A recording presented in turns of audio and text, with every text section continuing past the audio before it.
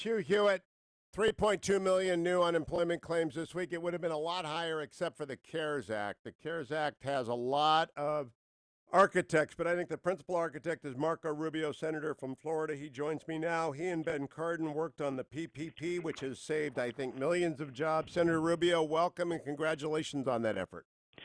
Well, it's still a work in progress, but I think ultimately when you put something together as quickly as we had to and had to be implemented as quickly as it needed to be, it certainly has exceeded those expectations. As of today, and we have well over 4 million small businesses in this country that have received payroll support, and that represents tens of millions of jobs. And, we saw yesterday ADP reported, the payroll company, there was 20 million private sector jobs in America were eliminated in the month of April. I think that number would have been substantially higher had it not been for PPP. But now obviously we're kind of looking into the future here, and this is obviously going to be a longer term problem than we had hoped.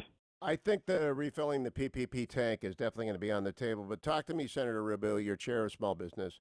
A lot of these small businesses will not reopen if the plaintiff's bar is there like vultures to pick on their bones. I don't know how we reopen the country without some kind of liability protection. Are you part of the working group on that issue? Well, I'm not on the working group on the issue, but it's certainly relevant to what we're working on in terms of getting small businesses support. They are by far the most vulnerable to that sort of activity. Look, we're not talking about excusing gross negligence here, okay?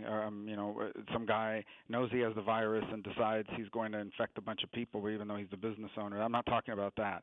We're talking about I own a restaurant and some customer 2 weeks later gets the virus, and now I get hit with a lawsuit by some opportunistic employee claiming that they got it on that night in my restaurant. But the cost of litigating it alone is probably going to put me out of business, defending myself. That's a real problem. There are two hidden impediments to reopening parts of our economy. One is litigation, and the other is schools. I mean, you can't get people back to work if their 9-year-old kid has to be home all day by themselves. So we've got two big impediments out there that we need to address for purposes of getting back getting to some new normal until we have a vaccine.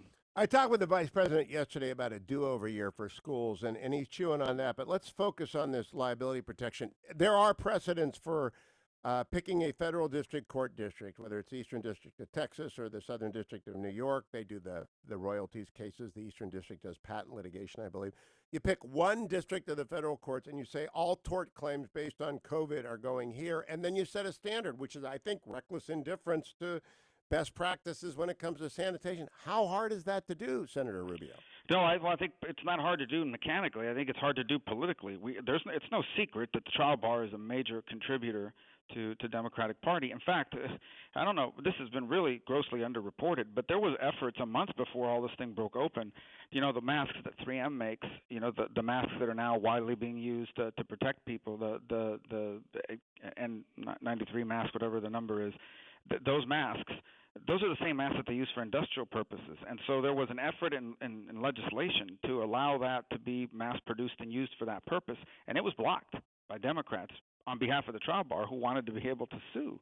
And there was a liability issue there. Now, ultimately, they relented. My point is they could have started rolling that out a long earlier. So it's just an example of the hold the trial bar has over the Democratic Party. So I think the impediment really is getting it passed, not so much implementing once it is.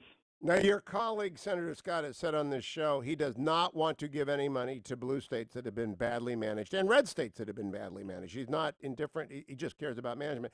To me, it seems that the Democrats have got to have bailouts for places like Illinois that have already borrowed $12 billion from the Treasury.